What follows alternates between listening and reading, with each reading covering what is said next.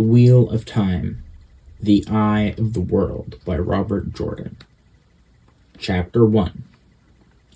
The wheel of time turns, and ages come and pass, leaving memories that become legend. Legend fades to myth, and even myth is long forgotten when the age that gave it birth comes again. In one age, called the Third Age by some, an age yet to come, an age long past, a wind rose in the mountains of mist. The wind was not the beginning. There are neither beginnings nor endings to the turning of the wheel of time, but it was a beginning.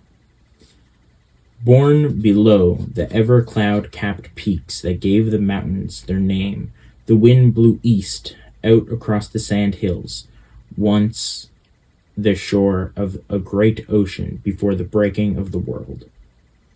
Down it flailed into the two rivers, into the tangled forest called the Westwood, and beat at two men walking with a cart and a horse down the rock-strewn track called the Quarry Road.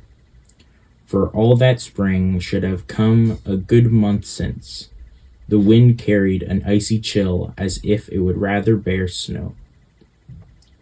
Gusts plastered Rand al'Thor's cloak to his back, whipped the earth-colored wool around his legs, then streamed it out behind him. He wished his coat were heavier, or that he had worn an extra shirt. Half the time, when he tried to tug the cloak back around him, it caught on the quiver swinging at his hip. Trying to hold the cloak one-handed did not do much good anyway. He had his bow in the other, an arrow nocked and ready to draw. As a particularly strong blast tugged the cloak out of his hand, he glanced at his father over the back of the shaggy brown mare. He felt a little foolish about wanting to reassure himself that Tam was still there, but it was that kind of day. The wind howled when it rose, but aside from that, quiet lay heavy on the land. The soft creak of the axle sounded loud by comparison.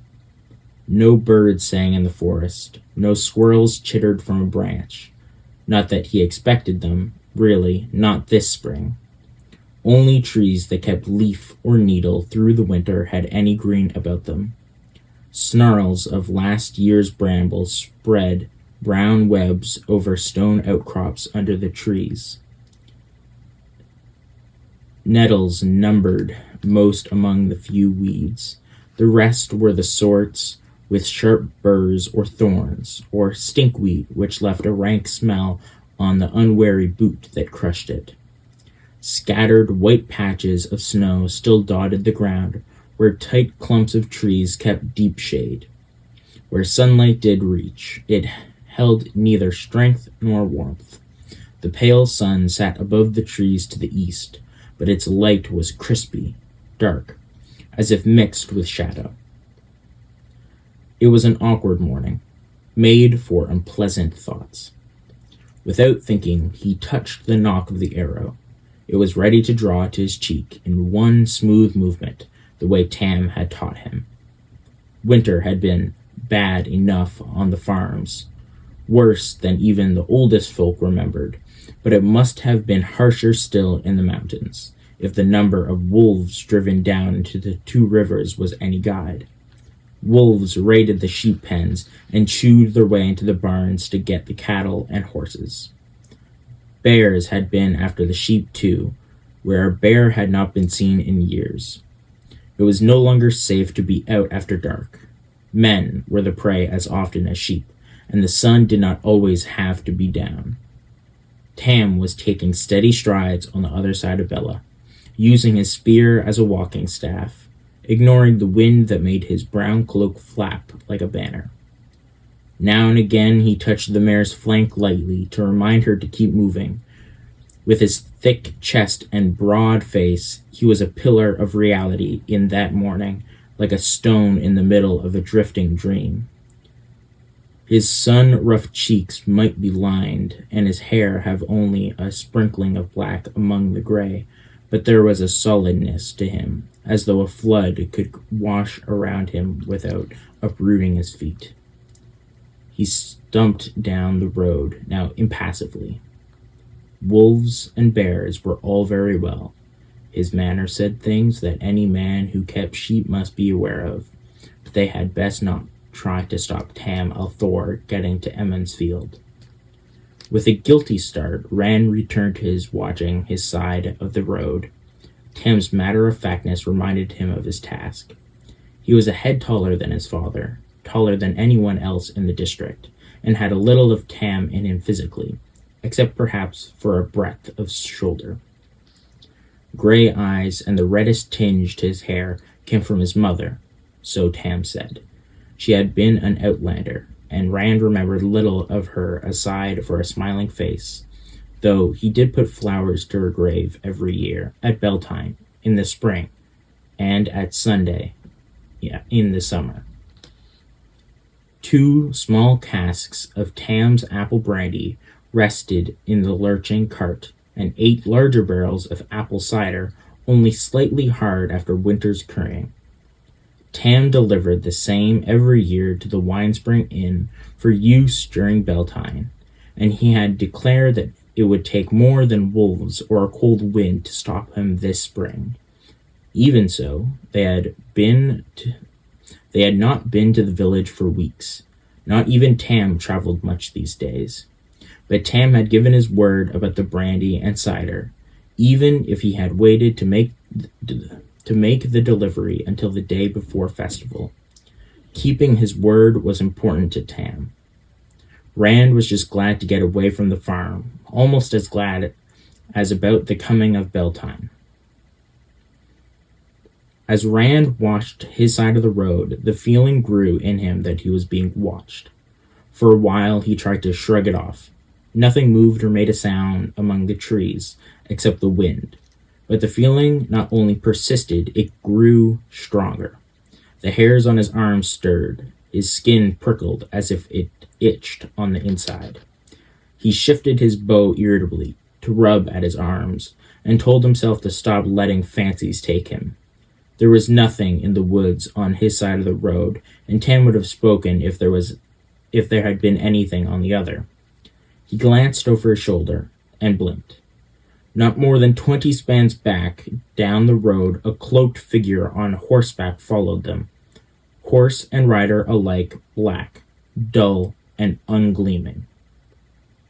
It was more habit than anything else that kept him walking backward alongside the cart even when he looked. The rider's cloak covered him to his boot tops. The cowl tugged well forward so no part of him showed. Vaguely, Rand thought that there was something odd about the horseman, but it was the shadowed opening of the hood that fascinated him. He could only see the vaguest outlines of a face, but he had the feeling he was looking right into the rider's eyes, and he could not look away. Queasiness settled in his stomach. There was only shadow to see in the hood, but he felt hatred as sharply as if he could see a snarling face.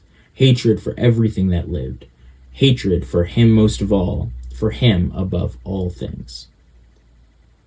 Abruptly, a stone caught his heel, and he stumbled, breaking his eyes away from the dark horseman. His bow dropped to the road, and only an outthrust hand grabbing Bella's harness saved him from falling flat on his back.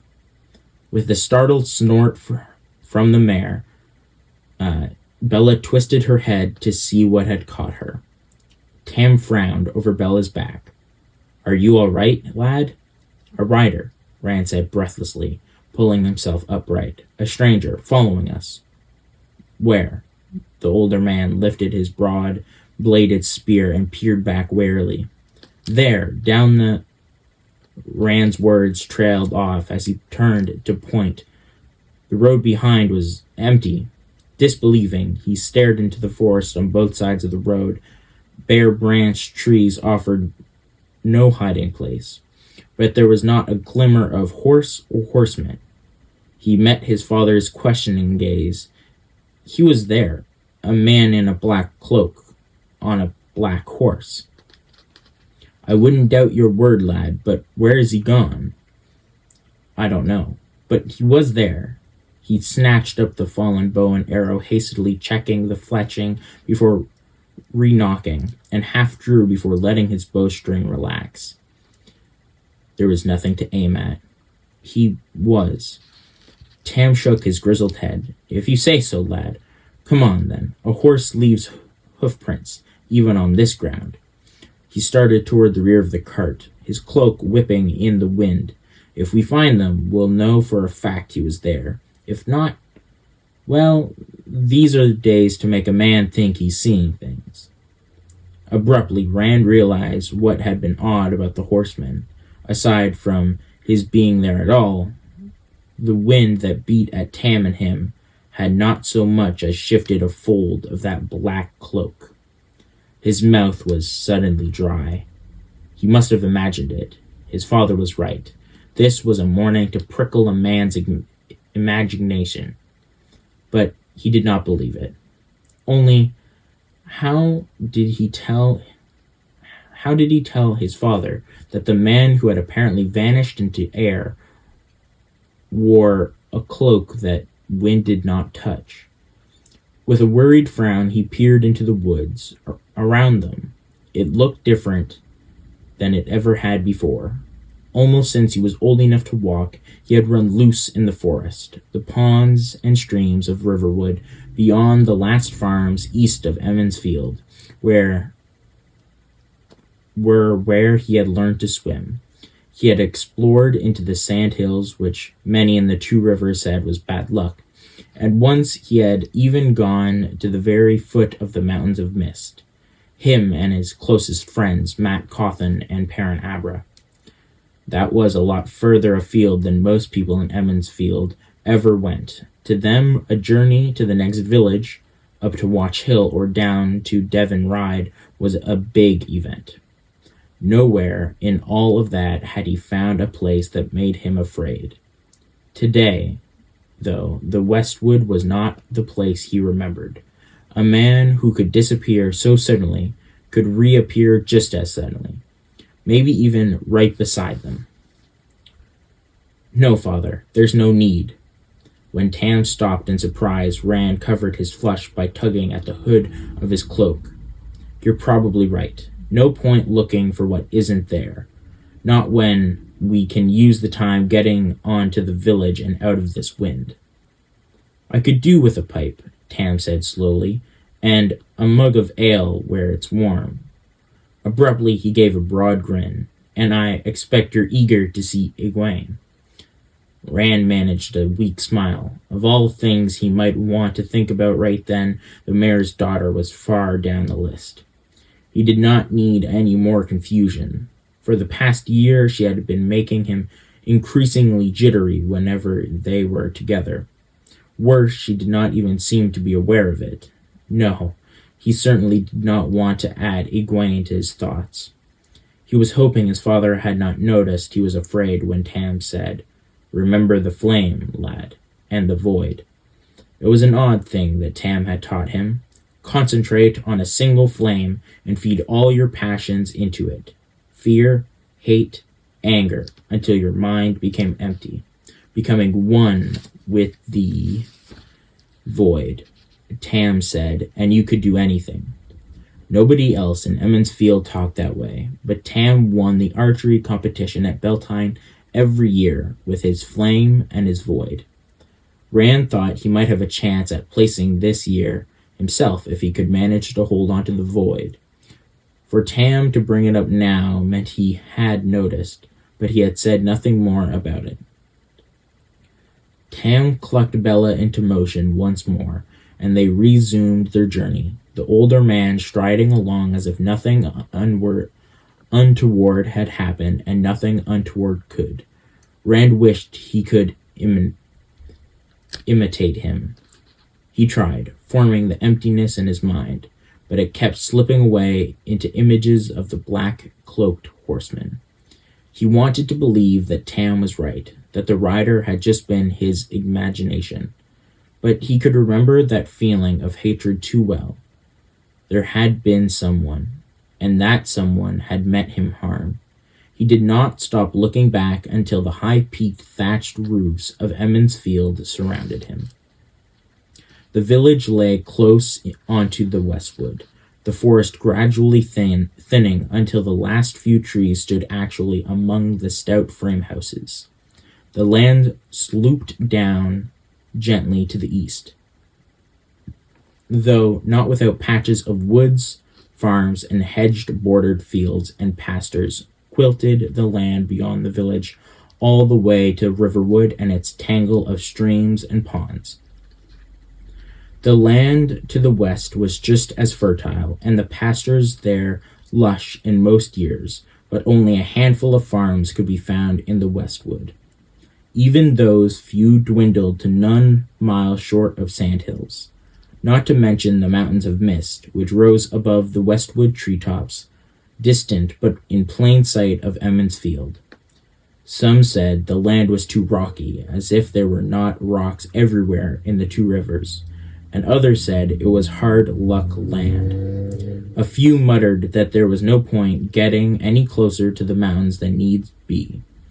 Whatever the reasons, only the hardiest men farmed in the westwood. Small children and dogs dodged around the cart in whooping swarms once it passed the first row of houses. Bella plodded on patiently, ignoring the yelling youngsters who tumbled under her nose, playing tag and rolling hoops. In the last months, there had been little of play or laughter from the children. Even when the weather had slackened enough to let children out, fear of wolves kept them in. It seemed the approach of Beltane had taught them how to play again. Festival had affected the adults as well. Broad shutters were thrown back, and in almost every house the goodwife stood in a window, apron tied about her, and long braided hair done up in a kerchief, shaking sheets or hanging mattresses over the windowsill. Whether or not leaves had appeared on the trees, no woman would let Beltane come before her spring cleaning was done. In every yard, rugs hung from stretched lines, and children who had not been quick enough to run free in the streets instead vented their frustration on the carpets with wicker beaters. On roof after roof, the good men of the house clambered about, checking the thatch to see if the winter's damage meant calling old Senbri, the thatcher. Several times Tam paused to engage one man or another in brief conversation. Since he and Rand had not been off the farm for weeks, everyone wanted to catch up on how things were out that way. Few Westwood men had been in. Tam spoke of damage from winter storms, each one worse than the one before, and stillborn lambs of brown fields where crops should be sprouting and pastures greening, of ravens flocking in where songbirds had come in years before. Grim talk, with preparations for Beltane going on all around them, and much shaking of heads. It was the same on all sides.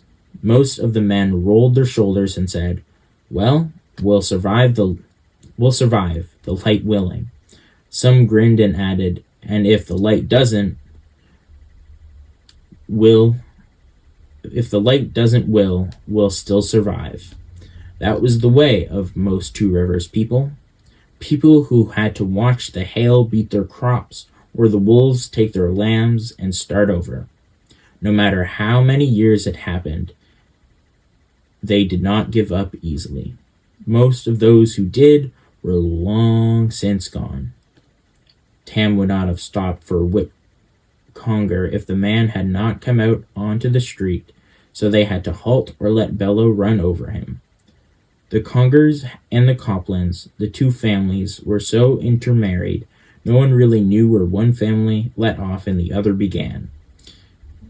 Were known from Watch Hill to Devon Ride, and maybe as far as Tarrant Ferry, as complainers and troublemakers.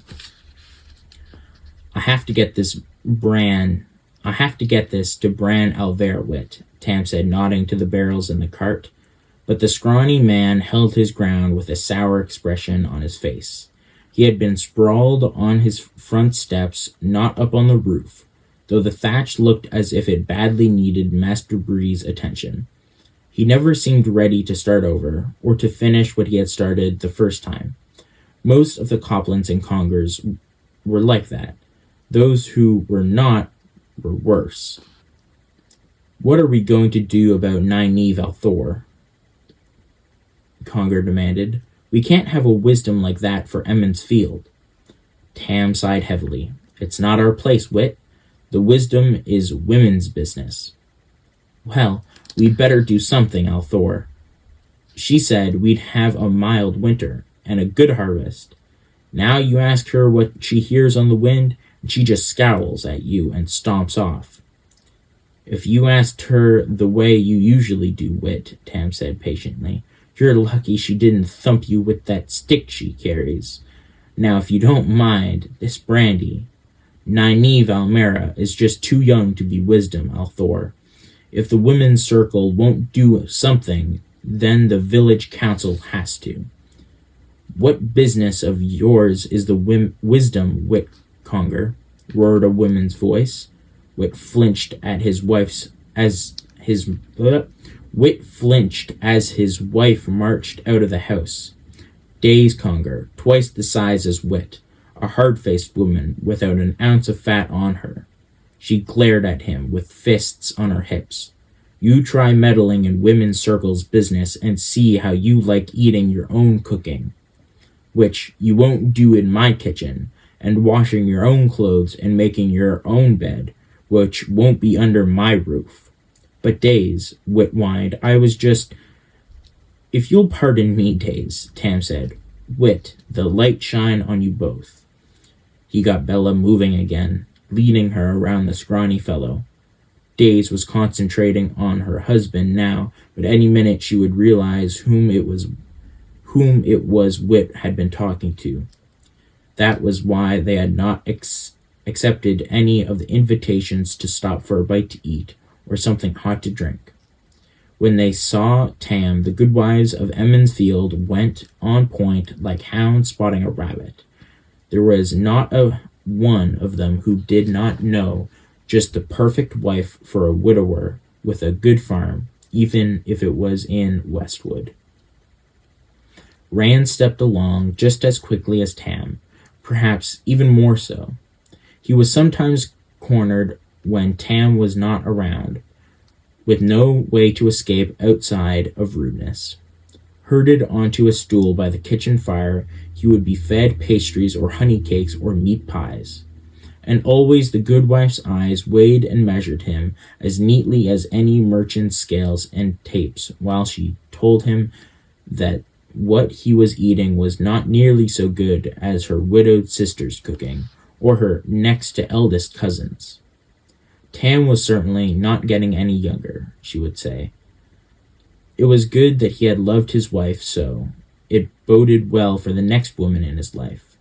But he had mourned long enough. Tam needed a good woman. It was a simple fact, she would say, or something very close, that a man just could not do without a woman to take care of him and keep him out of trouble.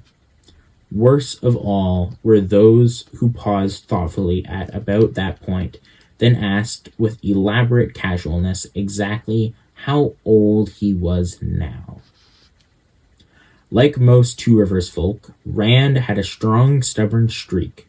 Outsiders sometimes said it was a prime trait of people in the Two Rivers, that they would give mules lessons and teach stones. The goodwives were fine and kindly women for the most part, but he hated being pushed into anything, and they made him feel as if he were being prodded with sticks. So he walked fast, and wished Tam would hurry Bella along.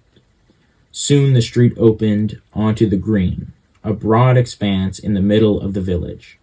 Usually covered with thick grass, the green this spring showed only a few fresh patches among the yellowish-brown of dead grass and the black of bare earth.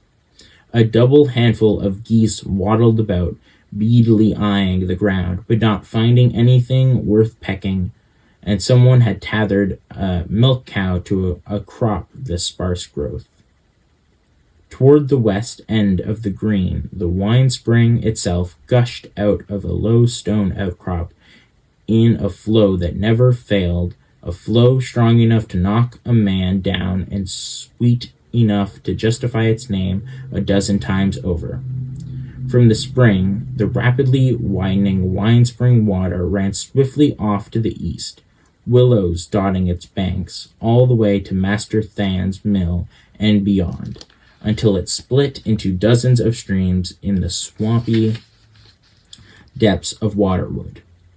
Two low-railed footbridges crossed the clear stream at the green, and one bridge wider than the others, and stout enough to bear wagons. The wagon bridge marked where the north road coming down from Tarrant Ferry and Watch Hill became the old road leading to Devon Ride. Outsiders sometimes found it funny that the road had one name to the north and another to the south, but that was the way it had always been, as far as anyone in Emmons Field knew, and that was that. It was a good enough reason for Two Rivers people. On the far side of the bridges, the mounds were already building for Beltane fires. 3 careful stacks of logs, almost as big as houses. They had to be on clear dirt, of course, not on the green, even sparse as it was. What of festival did not take place around the fires would happen on the green. Near the wine spring, a score of older women sang softly as they erected the spring pole. Shorn of its branches, the straight, slender trunk of a fir tree stood 10 feet high, even in the hole they had dug for it. A knot of girls too young to wear their hair braided sat cross-legged and watched enviously, occasionally singing snatches of the song the women sang. Tam clucked at Bella as if to make her speed her pace, though she ignored it, and Rand studiously kept his eyes from what the women were saying and doing. In the morning, the men would pretend to be surprised to find the pole. Then at noon, the unmarried women would dance the pole, entwining it with long colored ribbons, while the unmarried men sang. No one knew when the custom began or why. It was another thing that was the way it had always been. But it was an excuse to sing and dance, and nobody in the Two Rivers needed much excuse for that. The whole day of Beltane would be taken up with singing and dancing and feasting, with time out for foot races and contests in almost everything. Prizes would be given not only in archery, but for the best with the sling and the quarterstaff.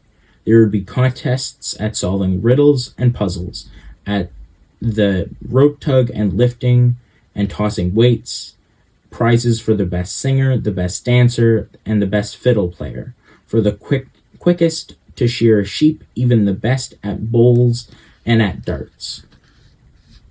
Beltane was supposed to come when spring had well and truly arrived, the first lambs born and the first crop up.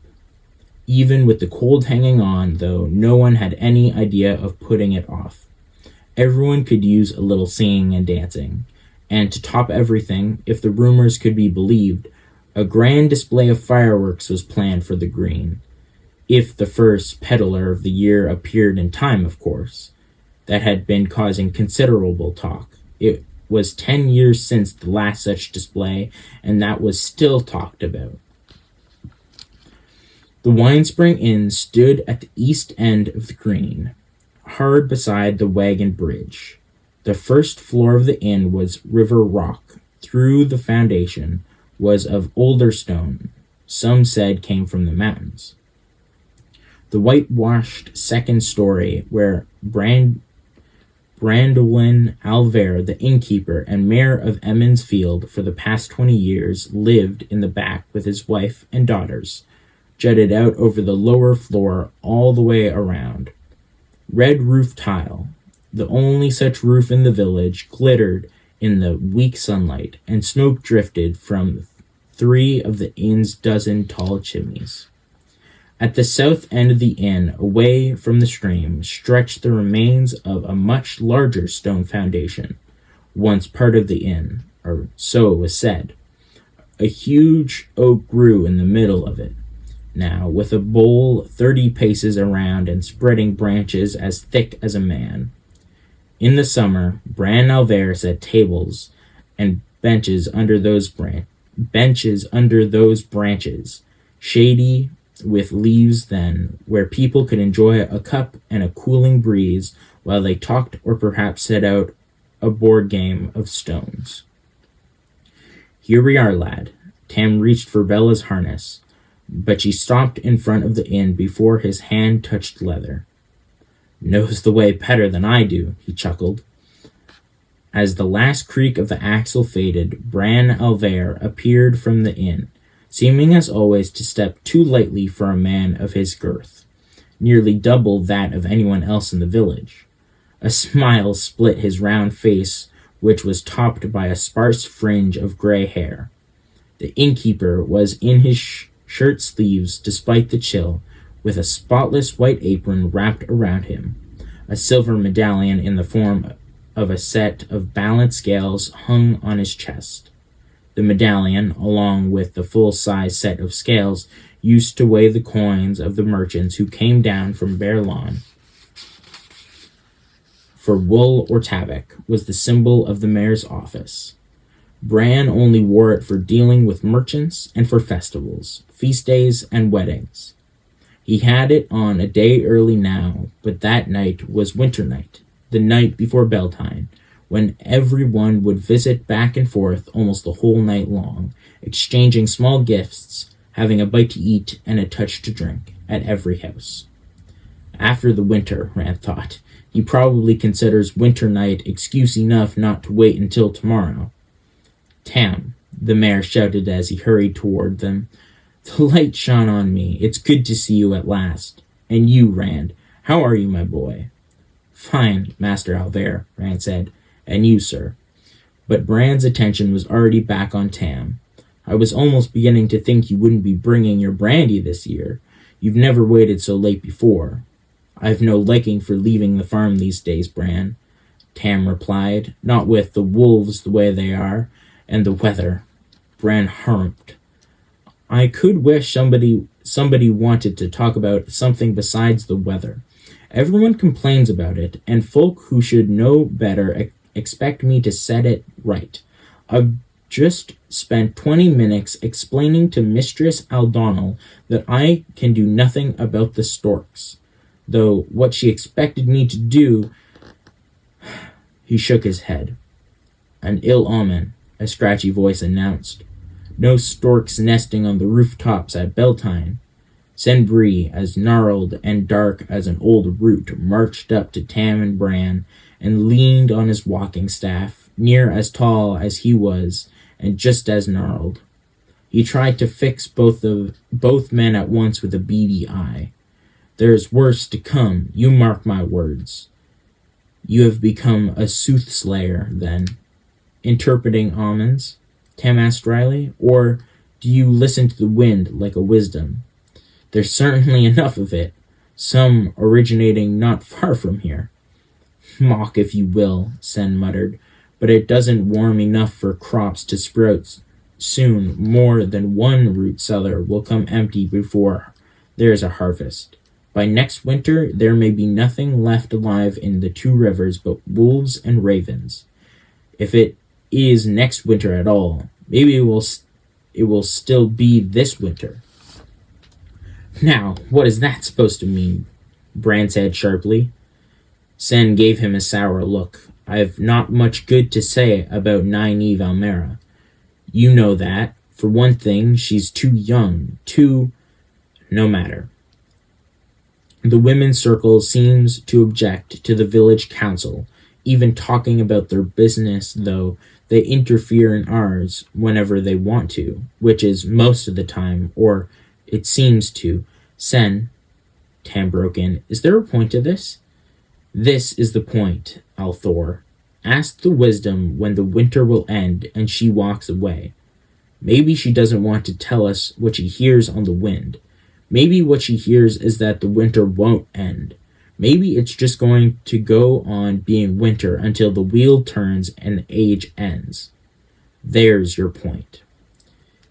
Maybe sheep will fly, Tam retorted, and Bran threw up his hands. The light protect me from fools. You sitting on the village council, Sen, and now you're spreading that Copland talk. Well, you listen to me. We have enough problems without. A quick tug at Rand's sleeve and a voice pitched low, for his ear alone, distracted him from older men's talk. Come on, Rand, while they're arguing, before they put you to work. Rand glanced down and had to grin. Mat Cauthon crouched beside the cart so Tam and Bran and Sen could not see him, his wiry body contorted like a stork trying to bend itself double. Mat's brown eyes twinkled with mischief, as usual. Dave and I caught a big old badger, all grouchy at being pulled out of his den. We're going to let it loose on the green and watch the girls run. Rand's smile broadened. It did not sound as much like fun to him as it would have a year or two back, but Mat never seemed to grow up. He took a quick look at his father. The men had their heads together still, all three talking at once, then lowered his voice. I promised to unload the cider. I can meet you later, though. Mat rolled his eyes skyward. Toting barrels. Burn me. I'd rather play stones with my baby sister. Well, I know of better things than a badger. We have strangers in the Two Rivers. Last evening, for an instant, Rand stopped breathing. A man on horseback, he asked intently. A man in a black cloak on a black horse? And his cloak doesn't move in the wind? Mat swallowed his grin and his voice dropped to an even hoarser whisper. You saw him too? I thought I was the only one. Don't laugh, Rand, but he scared me. I'm not laughing. He scared me too. I could swear he hated me, that he wanted to kill me. Rand shivered. Until that day, he had never thought of anyone wanting to kill him, really wanting to kill him. That sort of thing just didn't happen in the Two Rivers. A fist fight, maybe, or a wrestling match, but not killing. I don't know about hating Rand, but he was scary enough anyway. All he did was sit on his horse looking at me, just outside the village. But I've never been so frightened in my life. Well, I looked away just for a moment. It wasn't easy, mind you. Then when I looked back, he vanished. Blood and ashes. 3 days it's been, and I can hardly stop thinking about him. I keep looking over my shoulder. Mat attempted a laugh that came out as a croak. Funny how being scared takes you. You think strange things. I actually thought, just for a minute, it might be the Dark One. He tried another laugh, but no sound at all came out this time. Rand took a breath, as much to remind himself as for any other reason. He said, by root, the Dark One and all of the Forsaken are bound in Shal Ghul, beyond the Great Blight, bound by the Creator at the moment of creation, bound until the end of time. The hand of the Creator shelters the world, and the light shines on us all. He drew another breath and went on. Besides, if he was free, what would the Shepherd of the Night be doing in the Two Rivers, watching farm boys? I don't know, but I do know that rider was evil. Don't laugh. I'll take an oath on it. Maybe it was the dragon. You're just full of cheerful thoughts, aren't you? Rand muttered. You sound worse than Sen. My mother always said the Forsaken would come for me if I didn't mend my ways. If I ever saw anybody who looked like Ishmael or Angior, it was him. Everybody's mother scared them with the Forsaken, Rand said dryly. But most grow out of it. Why not the Shadow Man while you're about it? Mat glared at him. I haven't been so scared since... No, I've never been that scared, and I don't mind admitting it. Me either. My father thinks I was jumping at shadows under the trees. Mat nodded glumly and leaned back against the cart wheel. So does my da. I told Dav and Elam Dotwe They've been watching like hawks ever since, but they haven't seen anything. Now Elam thinks I was trying to trick him. Dave thinks he's down from Terran Ferry, a sheep stealer or a chicken thief. A chicken thief? He lapsed into a front silence. It's probably all foolishness anyway, Rand said finally. Maybe he is just a sheep stealer. He tried to picture it. But it was like picturing a wolf taking the cat's place in front of a mess hole. Well, I didn't like the way he looked at me, and neither did you. Not if how you jumped at me is any guide. We ought to tell someone. We already have, Matt. Both of us, and we weren't believed. Can you imagine trying to convince Master Alver about this fellow without him seeing him? He'd send us off to Nynaeve to see if we were sick. There are two of us now. Nobody could believe we both imagined it. Rand rubbed the top of his head briskly, wondering what to say. Matt was something of a byword around the village. Few people had escaped his pranks. Now his name came up whenever a wash line dropped the laundry in the dirt or a loose saddle girth deposited a farmer on the road. Matt did not even have to be anywhere around. His support might be worse than none.